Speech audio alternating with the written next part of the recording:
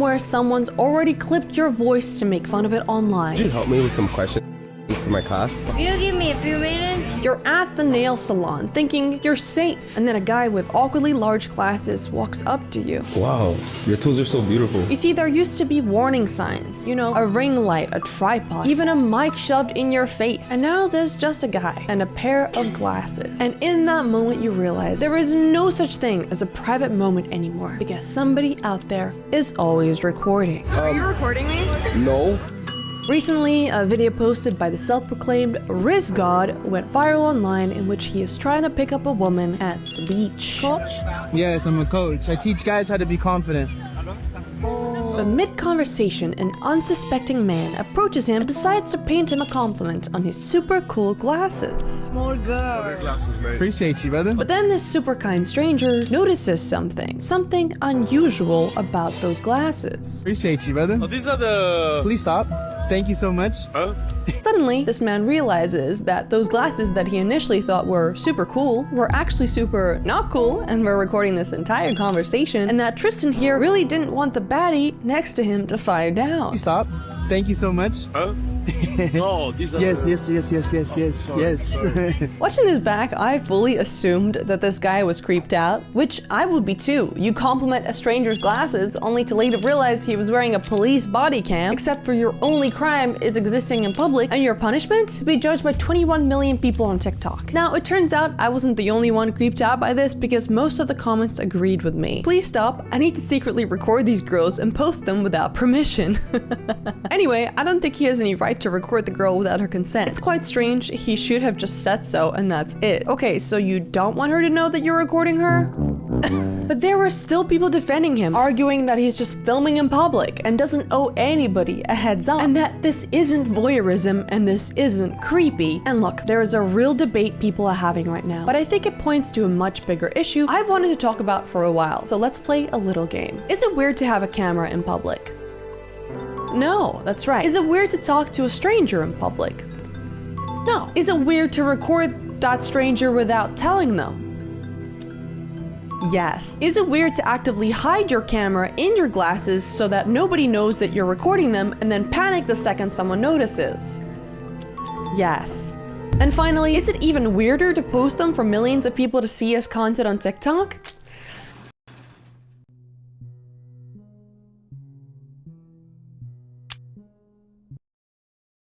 Yes, that's right. Thank you, everybody. Oh, sorry, 1 second.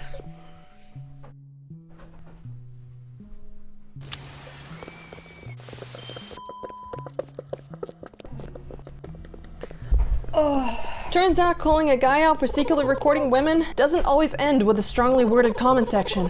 There's a reason people don't love getting exposed, just like there's a reason why Morgan & Morgan is America's largest injury firm. Because if you're ever injured by someone else's negligence, you deserve to be paid. And that's exactly what Morgan & Morgan has been doing for over 35 years. They've recovered over $30 billion for their clients, and hiring them isn't like hiring one lawyer. It's basically hiring an army. Over 1,000 attorneys with 100 offices nationwide. Not all law firms are the same. Hire the wrong one and you may be beat before you even start. So if you're ever injured, you can check out Morgan & Morgan. Their fee is free unless they win. You can head to forthepeople.com/Shira to see if you have a claim. And Riz God here isn't the only guy using innocent strangers as props in his content. I've actually found dozens of these creep glass influencers approaching unassuming strangers just for a few extra clicks online. Like Julian Glug here, teaching men to be confident. More like teaching men how to get pepper sprayed. Excuse me, you have a boyfriend? You don't? You're very beautiful. What's your name? Yeah, I feel like I'm so rough right now, so that's nice. That's I'm okay. Brittany. Julian. In this video, Jillian here tries to get the number of a girl in the grocery self-checkout area, which, can I just say, is literally the worst possible location to get hit on. There's an unexpected item in the bagging area. The little light is flashing red. I'm having a full-blown panic attack because the checkout attendant's juggling 10 other malfunctioning machines. I'm over here waiting for 10 minutes, freaking out because my machine is saying that I'm stealing, even though I'm not stealing and it's just malfunctioning. And you're coming up to me in the middle of all of this, asking for my number right now? Can I talk to you when you're done, Pam? We're just gonna meet you at the front? Yeah. Hi. I'm sorry, you said Brittany? Hey, Was it? Brittany, Julian, Yeah. the most rough I've ever looked at HEBs. Hey, then it's meant to be for real, huh? I guess. How could I get you at your best if I can't accept you at your worst, right? I love how she hands him literally the easiest compliment setup in flirting history. The most rough I've ever looked at HEBs. And all he has to say is, oh my god, no, you look great. And that's it. And instead, Julian here says the one thing you're never supposed to say back. How could I get you at your best if I can't accept you at your worst, right? So you agree? You think I look really rough right now? Huh. All right, well, here, I'll text you. Yeah. And then I'll definitely see you. Okay. All right, let me get a hug. Yeah. All right. And despite that little fumble, right, Julian still got her number. But then he proceeded to ask one of the weirdest questions I've ever heard a stranger ask another stranger. You like your You back smell pop? good, too. Thank you. Like your back Smell pop? good. Huh? Do you want your back popped? You like your You back smell pop? good. I can confidently say that 99.9% of the women watching this video right now would not only say no to that question, and instead they would, get in their car, lock their doors, and start Googling nearby police stations. Because why are you trying to realign my spine in the middle of a pitch black parking lot with 0 witnesses around? But in another shocking turn of events, Brittany here says yes. Do you like your You back smell pop? good, too. Thank you. I do. Why do you But ask hold on, though. Hold on. Wait, no, watch. Let me show you. that? Why do you ask that? Because you're going to give me a hug? No, with your purse over your shoulder? First over my shoulder and everything? Yeah, well, now Okay. watch. Hug and then deep breath. Watch this. Ooh, that was good. And that, ladies and gentlemen, is how you get kidnapped or killed or have your spine possibly broken by a stranger. That was nice. Thank It's a you. nice good pop, a good handshake, and a nice smooch. Thank All you, right, you're I'll text you. All right. All right, bye. You too. Now, apart from the back popping, the weirdest part of this video is how natural it feels. It's as if Brittany here had no idea she was being recorded or that she was about to be posted for millions of people to see. So 2 days ago, I'm at HEB self-checkout. This super guy walks over, approaches me, asks if he can talk to me outside. I'm like, yeah. Side note, she confirms in another video that the face bandage situation isn't Julian related, it was just a cosmetic thing, which I'm genuinely relieved about. Anyway, moving on. Go outside, we're chatting for a second. He says he can walk me to my car, which I realize is probably not the smartest move in most scenarios, but he felt pretty non-threatening and was super attractive. So I was like, sure. We walk over to my car, we're chit-chatting, yada yada. He asks for my phone number, I give it to him. He asks if he could pop my back to top it all off. And to be clear, I would let a homeless man pop my back because it's my weakness. So I said yes. I'm glad she cleared that up because honestly, for most people, letting a stranger crack your back in a dark parking lot ends usually very differently. Then we leave. I tell my sister about the interaction. I tell her what he's wearing, what he looks like, how he's wearing glasses, and she stops me and says, were they meta glasses? Was he recording you? I don't know. The light wasn't flashing. I don't think so. He texts me almost immediately after getting home from the store. I ask him for his full name and he tells me his middle name. I look him up. I find his more low-key account and I'm like, I feel like he has another account. And for a guy like this, he's gonna be following his other account. So all I did was go to his following. I find his other account, which has 30,000 followers, and he records women unknowingly while he's trying to pick them up on 6th Street. Oh, he doesn't just approach women outside clubs. He actually targets the ones who are visibly and severely intoxicated. Women who are in no position to consent to anything, let alone being secretly filmed and posted to 30,000 followers. Yeah, man, you looking? Oh, hold on, don't fall yet. Why were you guys on the ground? I thought she was falling for me. You gonna look at me like that when we get married? Oh my god. They're real, I swear. Baby, I'm trying to be real with you though. And sometimes he even goes after girls that might not even be old enough to be at these clubs in the first place. I'd rather have a bite of you than a bite of that pizza. I'm 18. Are you okay with that? I'm 26. I'm 18. 26. 26. I don't know about that one.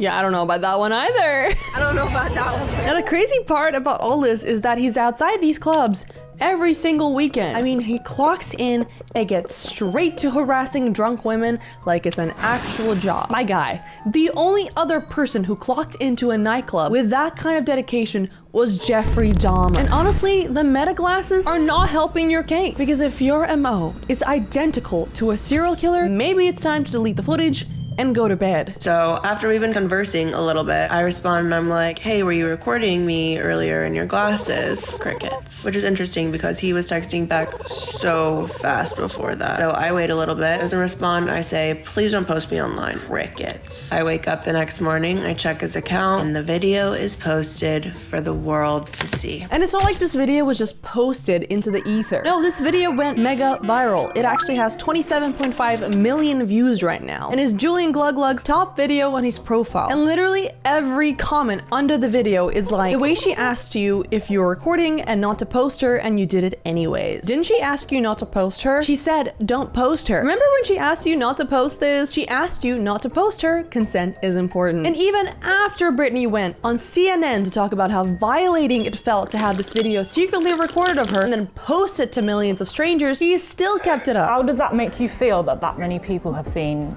a video of you? It's just so violating. I didn't consent to being secretly recorded, and I definitely didn't consent to becoming content for millions of strangers. Yeah, it feels gross. CNN reached out to the man she says posted the video and he didn't respond. Well, actually, him not responding is the response, because he's basically saying, I don't care that you feel violated, I don't care about your consent, and I don't care that you've been made into content. Because somewhere along the way, a lot of these meta creep influencers stopped seeing strangers as real human beings and started seeing them as NPCs who only exist to give them a reaction, a number, a viral moment, and then disappear the second the clip is posted. You see, Britney was never a real person to Julian Gluglug. She was just content. Yeah, it feels gross. But pickup artists aren't the only ones treating strangers like props in their own personal reality shows. So do guys making prank content like Randy Vlad here, a self-proclaimed #1 prankster in Ireland. Except for his version of the prank is either harassing retail workers or harassing the owners of small businesses. So we are here with anti-money laundering operation.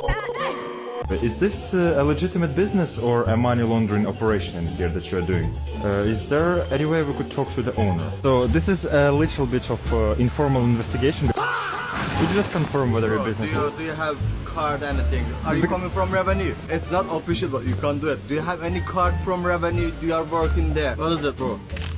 Read it. I'm gonna show you the report. One second. The report. Listen, I'm an easy laugh, but this might be the least funny thing I have seen in a while. Because slapping a meme sound effect over something doesn't make it a joke. Accusing a small business of a felony doesn't make it a joke. And then doing it repeatedly definitely doesn't also make it a joke. This is a money laundering operation here. This particular shop.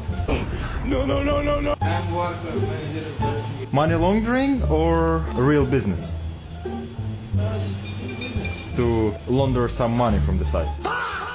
But when #1 prankster in Ireland is not impersonating government employees, he's actually harassing young retail workers. Now, quick context before this next clip. Vlad shows up to an ice cream shop 2 minutes before closing, demanding to be served.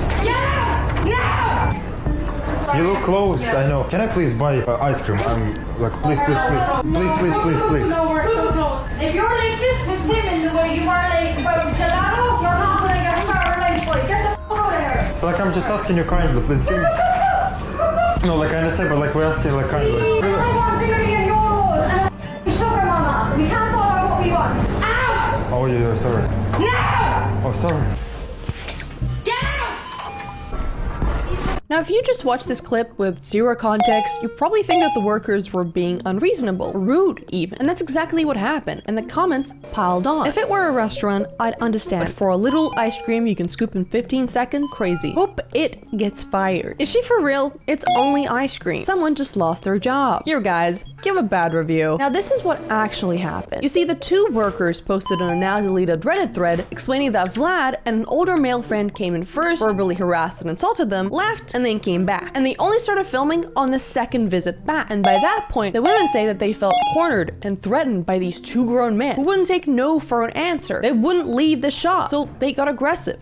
Obviously. And honestly, I'd be even angrier if 2 grown men were harassing me past my shift at my minimum wage job that pays 0 overtime. But this is just the tip of the iceberg because Vlad decided to take it even further by filming a woman during a medical emergency. One of the recently posted videos, which received severe backlash after being shared on both TikTok and Instagram, showed a young woman receiving medical attention from emergency services in Cork City. The video shows the 21-year-old content creator approaching the young woman as she's being attended to by paramedics. It goes on to show the young woman being placed in an ambulance before the content creator turns to film passersby who witnessed the incident. Now that video was eventually taken down, but he has similar videos on his page. One where he films a man being attended to by paramedics after being beaten up, and then another one of a man in Cork bleeding on the ground, shock face with a red circle around this guy's head. Which begs the question, where's the prank? Scariest part of this is that this isn't just like a Vlad problem or a pickup artist problem or even like a man problem. Sometimes it's someone you're paying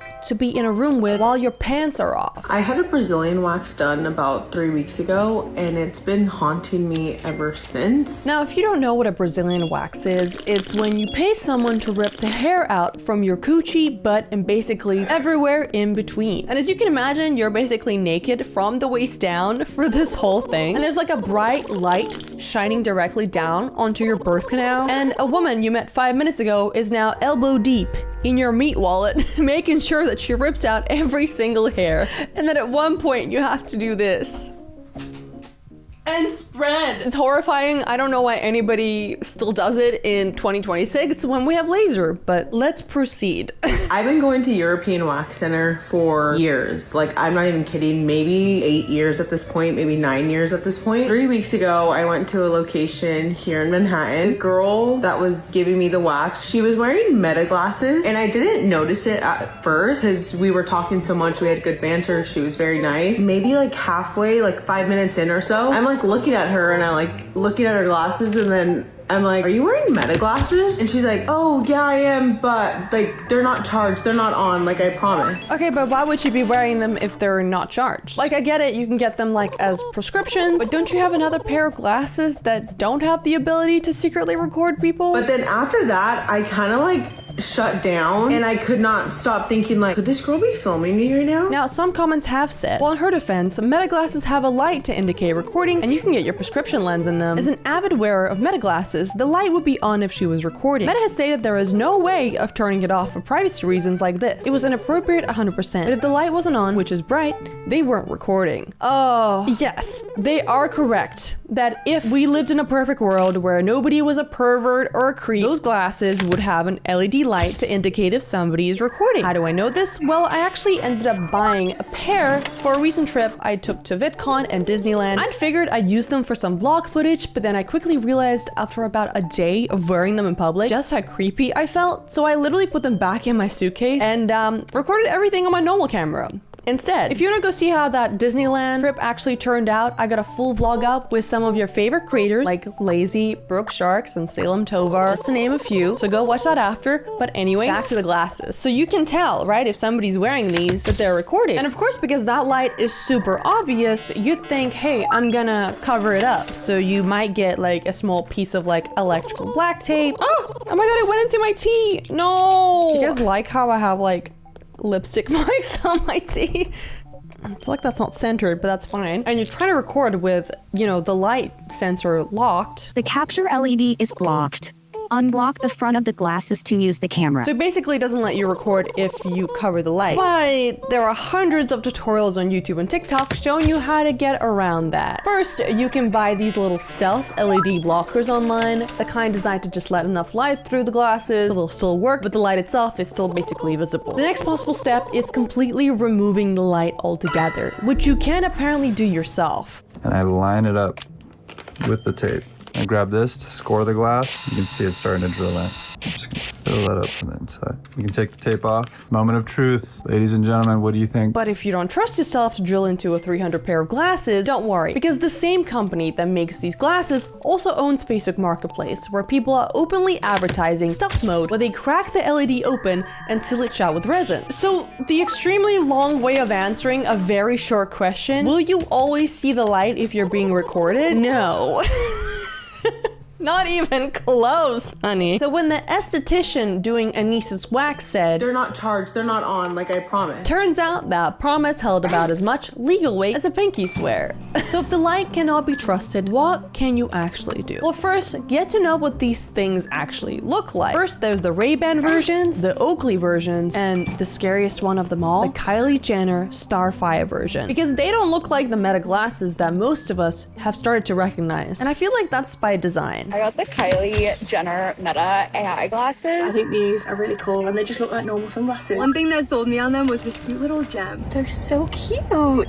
Yeah, super cute. But you know what's even cuter? The fact that all of your videos and photos are being remotely viewed by Meta employees. Meta is under pressure to explain why it canceled a major contract with the company it was using to train AI, shortly after some of its Kenya-based workers allegedly said they had viewed graphic content captured by Meta smart glasses. In February, workers at the company, Sama, told 2 Swedish newspapers they had witnessed glasses users going to the toilet and having sex. Less than 2 months later, Meta ended its contract with Sama, which Sama said would result in 1,108 workers being made redundant. We see everything, from living rooms to naked bodies, one worker reportedly said. The BBC has asked Meta to respond to this point. The tech giant has previously said that users were made aware of this possibility of human review in its terms of service. Guys, did you not read the fine print? It literally says it right there, in size 6 font on page 376, that I, Mark Zuckerberg, might personally watch you through your Meta glasses while you're on the toilet. You're so silly. Oh, and speaking of silly little secrets, there was also a planned feature that would let anybody wearing these glasses scan a stranger's face in real time and instantly pull up their full name and link it to their job, their hobbies, their health, their relationships, all through Meta's other apps. So now it's not just secret recording, it's secret recording plus a full background check, just by making eye contact. Well, that was the plan until some very unreasonable people who apparently cared too much about privacy stepped in and ruined it, allegedly. But don't worry, because just when you thought it couldn't get any worse, Meta is testing a prototype of super sensing AI glasses that will use cameras and audio recordings to capture a wearer's every moment as it pushes into a continuous market for all-seeing, all-hearing devices. What? So on the current version, the LED light lights up when it's recording, assuming it's not broken or taped over. But on this version, they're reportedly not turning the light on at all, ever. It just records all the time. And apparently the same update is coming to the glasses you already own. So congrats, your Meta glasses are about to get a free upgrade, permanent recording with no light, no warning, no consent, and some guy in some random office in some country watching you 24/7. So what can we actually do about this? Well, I usually don't condone bullying, but I'm making an exception for anybody who wears mass surveillance on their face and calls it fashion. You see, it's already worked once because in 2013, Google actually came out with Google Glass, and we all collectively decided it was one of the most embarrassing things anybody could ever wear. So let's do that again for the Metas. And then the next thing you can actually do is download an app that spots these things in the wild. There's apps like No Glass Hole or Nearby Glasses that exist specifically so you don't get caught being recorded without your consent. Now, what sucks the most about all of this is that there are some genuinely cool features with these glasses, with this technology. For example, if you're recording and if you're doing stuff with your hands, if you're doing crafts, woodworking, if you're biking, I don't know, then yeah, I completely understand why you would want something like this. Unironically, the people literally breaking the Meta glass light would need these glasses to record them because you need both hands to do it. But because of a bunch of horrible people doing horrible things online, we all have to get punished for it. Thank you. If you actually wear glasses because you actually need them, not because you're actually secretly recording strangers, I'm so sorry. It's gonna be rough for you. People are gonna be looking over their shoulders and be like I wear glasses in my house. I really hope that people aren't gonna be like, shout out to the people who have bad vision. I'll see you in the next one. I love you. Bye.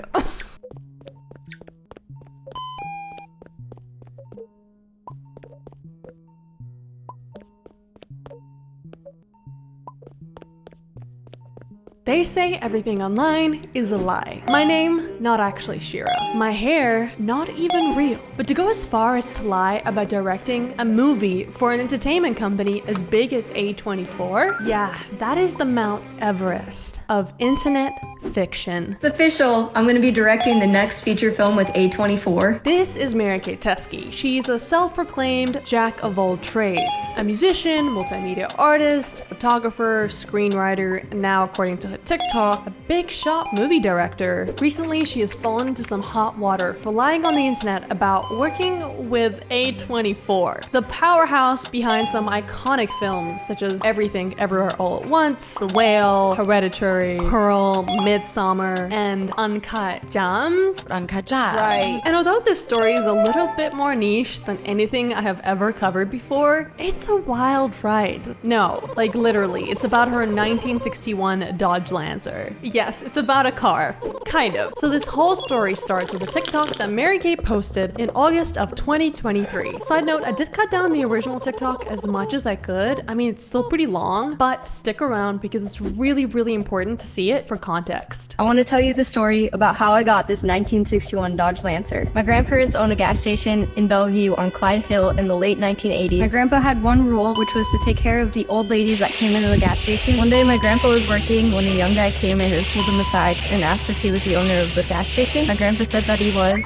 and the young guy looked at my grandpa and said, "My mom used to come in here and you and your sons took care of her in her car, and her last wish was that you have it." So my grandpa, even though he didn't need it, kept the car and parked it at the gas station. And about a year after my grandpa got this Lancer, another old lady pulled into the station to fill up her 1970s Maverick. She was filling up her car that day, but after filling up, she went to start her car and nothing happened. My grandpa looked at her and said, "Louise, I'm sorry, your car is totaled." And she started crying. My grandpa looked at the woman and said, "Louise, how about let's trade?" So he traded her 70s Maverick for the 61 Dodge Lancer. I was then born, and so was my sister, and the gas station started getting broken into. My grandparents decided they didn't want this for their family anymore and wanted to become farmers. And a year into farming, my grandpa got a phone call from Louise West, the woman he had given the Lancer to, but before she passed away, she wanted the Lancer to find its way back to him. And when I was 15 years old, my grandpa saw me reading a driver's ed manual and asked if I needed a car. I said, yeah. And then he said, "Have I ever told you about these two women that willed this car to me?" I said, no. And so my grandpa started telling me all these stories, and he looked at me and he said, "I think you're the third old lady to own this car." Now this TikTok ended up getting about 1.6 million views, and Mary-Kate got flooded with comments like, "You should write a book about your story. It's a great story. I don't know why I'm crying, but that's a beautiful story. Thank you. Why is a story about a car making me tear up?" And a week or so later, she replies to a comment that says, "It seems like a book or a movie. I love it."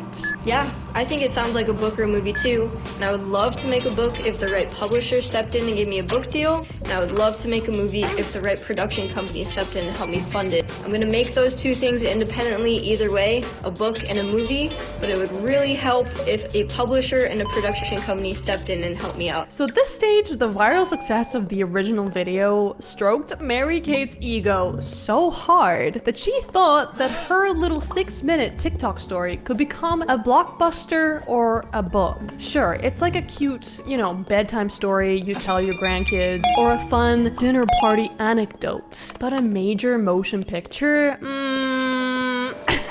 Nonetheless, Mary-Kate was dead set on the fact that a publisher or a production company was gonna fund her little project. But it seemed like neither were knocking at the door. But you know who did knock? Hot Wheels.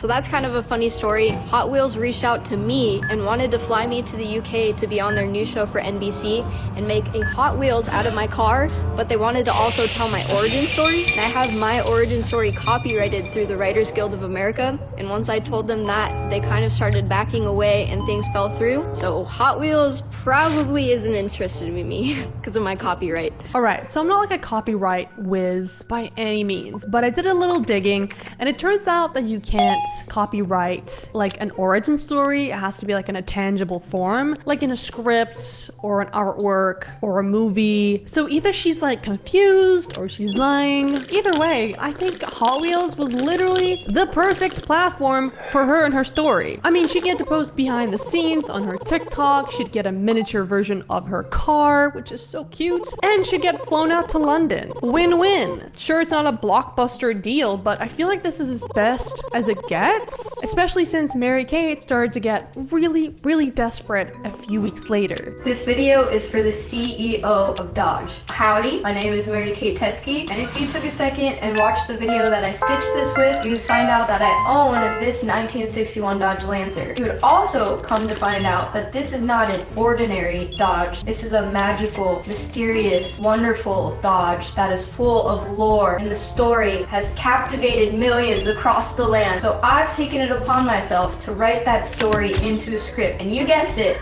I'm turning that story into a movie because the people demand it and I need your help. So the CEO of Dodge, I'm expecting a phone call later to talk about this movie, talk about the script, talk about getting this Dodge onto the big screen because it's what the people want. And you want to give the people what they want, don't you? Now, I do admire her persistence and shamelessness to get the story off the ground. I mean, I always say, if you don't ask, the answer is always no. But to ask people to tag Dodge in the comments, it's giving me the ick. Like, I highly doubt the unpaid marketing intern at Dodge even knows who the CEO is, let alone has their like personal email. But hey, I guess it never hurts to try. And her persistence does end up paying off in October of 2023 when she gives us a really big update. Have I got an update for you? I sent my screenplay to my friend Jason Lee. You probably know him from My Name is Earl, as well as his skateboarding career, but he loves the screenplay and he's all about me making a movie. So I'm gonna keep revising the script, send him the updates, kind of get some feedback on what he likes, what he doesn't like. Him and I talk movies all the time, by the way, so this movie might happen, you guys. I am jazzed. Yeehaw! Now, I literally thought that this was a lie, but I went through Jason Lee's following on Instagram and she was right there. So this is true. So it seems like she has some sort of industry connections, and it seemed more and more likely like she was gonna get this movie off the ground. But Mary was running out of options because on October 15th of 2023, she decided to launch a GoFundMe. The weird part, she was also begging a major production company to fund her project. Like literally in the same video where she was like, please donate to my GoFundMe, she was asking people to tag A24, which is kind of weird because you usually don't double dip fundraisers like this, and it gives off like weird sus vibes. She was also asking for a cool $100,000, but to this day only managed to rank in about 525. Ouch. But that did not stop Mary-Kate from chasing her dreams. You're probably saying, what does Mary-Kate know about movies? Mary-Kate can't make a movie, but listen to me. I've been working at a movie theater for the past 3 years, and I've been trying to watch every single movie that's ever been made so that I can absorb and gain power and information and turn into an infinite vessel for all of the movie energy that flows through the universe. I've been reading scripts. I've been watching interviews with all of the directors from all over the world, from every single time and place, and I know that my time is now. And her delusions of grandeur hit new heights on February 8th of 2024 when she decided to quit her movie theater job to pursue her dreams. Wow. I mean, I did something similar. Well, the whole Coroni Macaroni thing happened and nobody was hiring DJs anymore. So technically I lost my job and my steady paycheck. But hey, sometimes you gotta jump off the cliff and hope you can fly.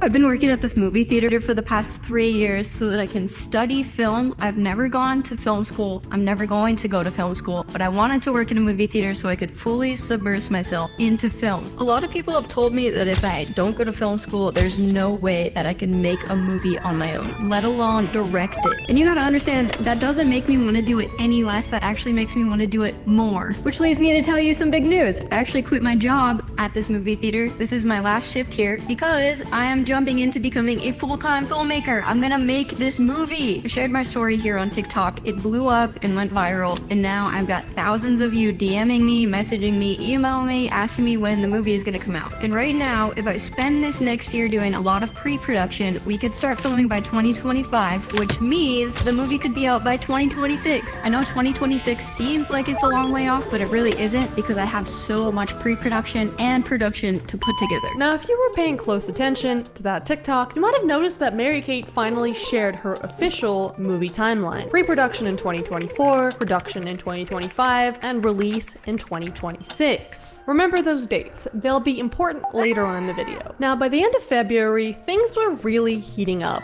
Mary-Kate had just turned 30, she quit her movie theater job, and she has spent the last 6 months anxiously waiting for a production company or a publisher to fund her project. Plot twist, neither happened. So tensions were clearly high, and she was desperately chasing that big break. So on February 23rd, she made a video practically begging A24 for a movie deal. And while she deleted the original, I got the receipts, screenshots. In the original video, she's all like, "Where are you at, A24? I have a movie that will make you millions. I am waiting, my followers are waiting." And she tags A24 in the description with a bold, "Where's my movie deal?" That is so aggressive. Who says you deserve a movie deal? Sure, getting 1 million views on TikTok is impressive, but it's not like a groundbreaking achievement that deserves a movie deal. Now, by this point, it's become pretty clear that A24 has not slid into Mary-Kate's DMs. Otherwise, she wouldn't be like e-begging this hard. And remember, this all went down on February 23rd, okay? Got it? 6 days later, February 29th. We get our first announcement video celebrating her collaboration with A24. I wrote a screenplay that got picked up by A24. Now they are flying me to New York to discuss my film at their headquarters. And in the description, she writes, "I'm gonna be a director, baby," and again, tags A24. So it's kind of crazy that in just 6 days, Mary-Kate managed to get a movie deal, and I can't even get my crush to text me back. Like, clearly, we're living in 2 different realities here, because even a simple YouTube sponsorship takes weeks to organize. Thank you, Balessa, link down below. But in just 6 days, A24 read your screenplay, made the contract, and fleshed out the full deal. Insane. And on March 1st of 2024, Mary-Kate makes another announcement video with A24. And now they're flying her out to New York. Yeah. Life is driving me to the airport. It's been about 3 years since I've flown. The last time wasn't very fun though, it was for my grandma's funeral. I'm hoping this time is a lot more fun. A24 is flying me out to New York City. They're gonna have me go to their headquarters and talk to some of their studio execs. They're flying me out right now. I am leaving. I'm heading to New York City to go talk to them about this movie. I am just beyond stoked. I'm excited to fly on a plane again. I'm excited to leave Montana. I just cannot wait to meet with A24. Oh my god. Are you gonna miss me? It's only gonna be a quick trip. Only gonna be. What's so funny, you guys? What are we laughing about? It is only gonna be a quick trip. I'm gonna be there for 1 day, so I'm flying back tomorrow. I've never flown first class, but I'm really hoping that A24 booked me for a first class ticket. I mean, I'm gonna be their new director, so they better book me a first class ticket. I'll probably be flying out a few other times from Montana to New York to continue working on this movie. I also am a musician, and I have to be back for a couple shows, so that is why it's gonna be such a quick trip, is because I'm actually planning for a few festivals and a tour, as well as being a director. Going to New York, hopping on a plane. We can't find parking anywhere near the gate, so we're gonna loop back around. I love you. I'll see you later. Bye. Bye. Good luck. Yep, she actually drove all the way to the airport for a top secret, super important, totally not fake meeting in New York. And her wife probably had to do like the whole like awkward airport loop and like pick her back up because, you know, they had to go home afterwards. Stop! I also find it hilarious that Mary-Kate says that she hasn't flown on a plane in 3 years, but still not managed to take a single photo or video of her big A24 experience. Like, they're announcing you as this big new director. Like, I'm sure they pulled out the red carpet, right? And then 1 day later, she drops another announcement video. It's official. I'm gonna be directing the next feature film with A24. Yup. girly pop really did Photoshop the A24 logo on a random photo of her in a car. Like, the story isn't even about you. Why are you in the car? And even though this original TikTok got deleted too before I could save it, Mary-Kate shares the timeline that A24 gave her for her movie. And surprise, surprise, it matches exactly to the timeline that she shared back in early February. You know, the pre-production 2024, production 2025, and the big grand premiere in 2026. Oh my god, what a coincidence. Now, to this day, there has not been a single tweet, no IG posts, no announcements, not even a single carrier pigeon from A24 about this collaboration. And guess what? It's almost July, 6 months after the initial announcement. So naturally, TikTok is all like, what happened here? What's going on? Was this all a lie? Is this like a prank? And some have even begun to whip up some conspiracy theories. I haven't sold the rights to the story until now. I was waiting for A24 to reach out, and they did! This is a bit, right? Like, they didn't actually reach out. Like, we would have heard something by now. This would have been announced. This would be a pretty big thing if they picked up someone's story off of a TikTok and now A24 is going to be producing it. I mean, it's a bold move actually tagging them because then they have to respond eventually, right? But then, like, was your trip to go see them? Like, was that just, what were you doing? Was it all fake? Like, I guess gaslighting your way into the industry is kind of a strategy. I think it's worked before for someone. I think that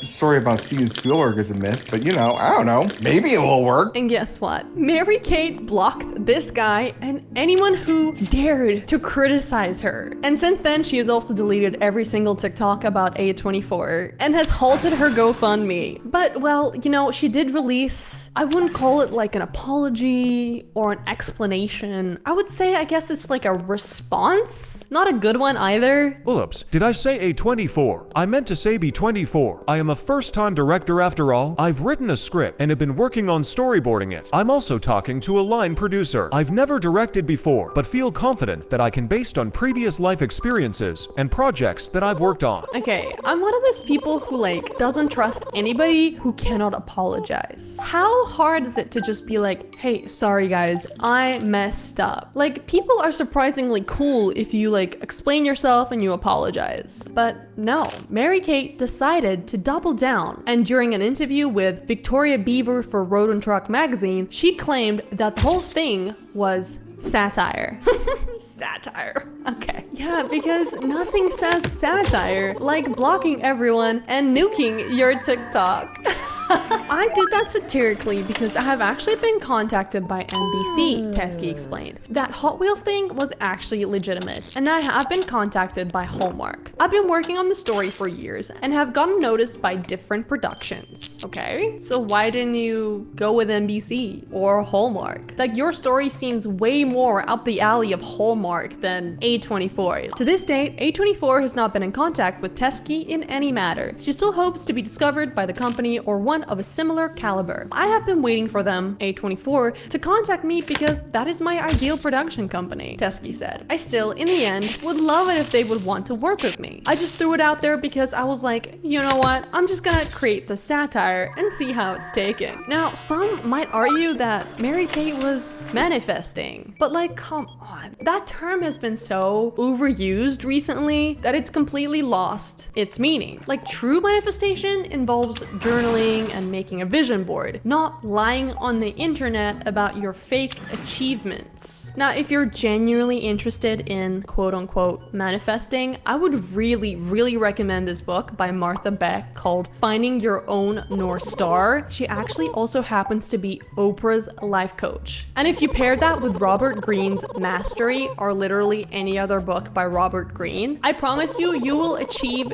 your dreams. But if you want to be a full-fledged movie director like Mary-Kate does, it's gonna start out rough. You're gonna have to start at the bottom of the barrel and work your way up. I mean, it starts out with terrible jobs of like being the assistant of the assistant of the assistant to the assistant director, being a runner, being an extra, taking any and every job you can in the industry, and then slowly working up from there, building connections, relationships, and trust. And it will take many years. Okay, it doesn't just take one TikTok that goes this viral. That being said, I'm actually co-directing my first feature film with Christopher Nolan, and it's already getting Oscar buzz. So I guess I'll see you on the big screen or in my Discord community down below. Click that little link. We play games, watch movies weekly. It's a lot of fun. And if you have any suggestions for my next video, put it in my Discord, send me a message on Instagram, and subscribe. Bye!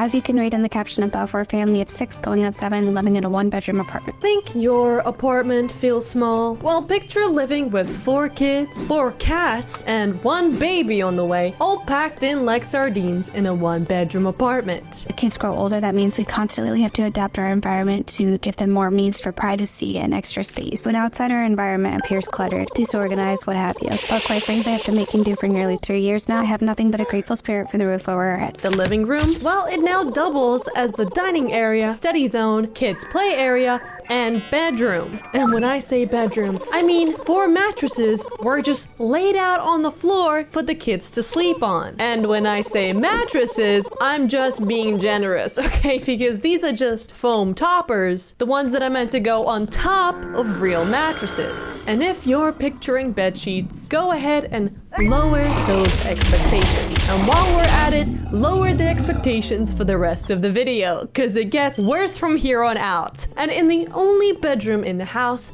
the parents, Steph and Drew, are also sleeping on the floor. Oh no, that's a full-size bed with a whole-ass bed frame, TV, LED lights, air conditioning, and wait, is that a PS5? Yeah, so this family has been going pretty viral on TikTok recently for their very strange living situation, right? And they call themselves the Jenkins Resilience Crew because their last name is Jenkins, and I guess they are resilient. The mom, Steph, is a self-proclaimed stay-at-home mom, while the dad, Drew, picks up occasional gig work like Uber Eats and DoorDash. Steph came into the marriage with 2 daughters, and Drew came with a son. Together, they've had a son of their own, and Steph is now pregnant with their second. And yeah, very pregnant. Now, unsurprisingly, people online have been extremely concerned about their living room setup, specifically the way that the kids are sleeping, and the comments have been filled with suggestions that Drew, the dad, should sell his luxuries like the TV or the PS5 to, you know, buy real beds for the kids. Video request, selling the gaming system for bunk beds in the bedroom for the children. But of course, he was never gonna sell that PS5, okay? The Jenkins family chose a different route, okay? They launched an Amazon wish list to get bunk beds and real mattresses for their kids. How our amazing followers have blessed our family. Thank you so much to all of you. We love you guys. We set it up before the girls got back from school to surprise them. Pink sheets for the girls' beds. The girls love the bunk bed. Wow. And bunk beds were not the only thing that strangers have bought for them, okay? Steph, the mom, has made multiple videos guilt-tripping strangers on the internet for basic necessities for her 4 kids. I mean, she even stated that she wanted to blow up on the platform before Christmas just so she could afford gifts. So this is my kids' wish list. Who's helping? LOL. Who's helping? I'm assuming their dad? I hope their dad?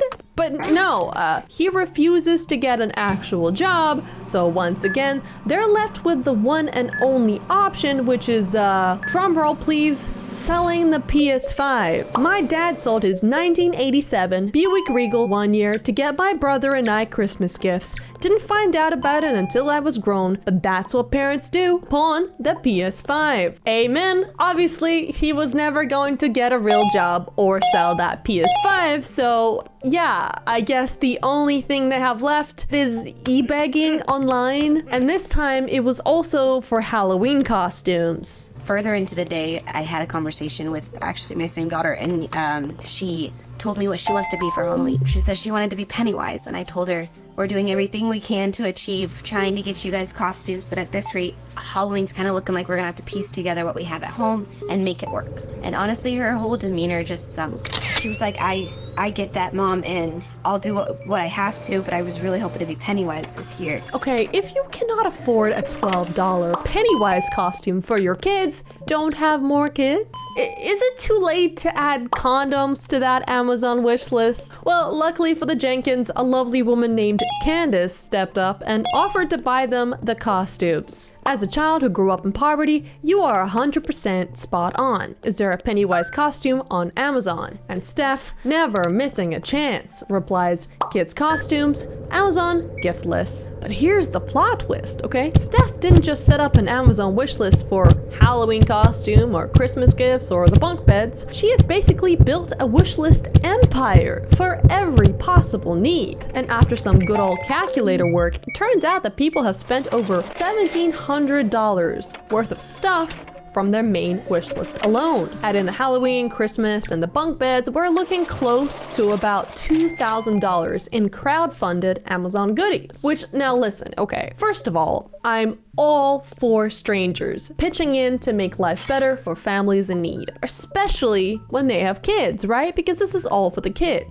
Well, mostly there's some stuff on that Amazon wish list that is definitely not for the kids, but the Jenkins are a prime example of how, the government is failing young families. Like, why do they have to turn to online e-begging just to cover basic necessities, especially in America, the richest country in the world, right? And I truly believe that in today's economy,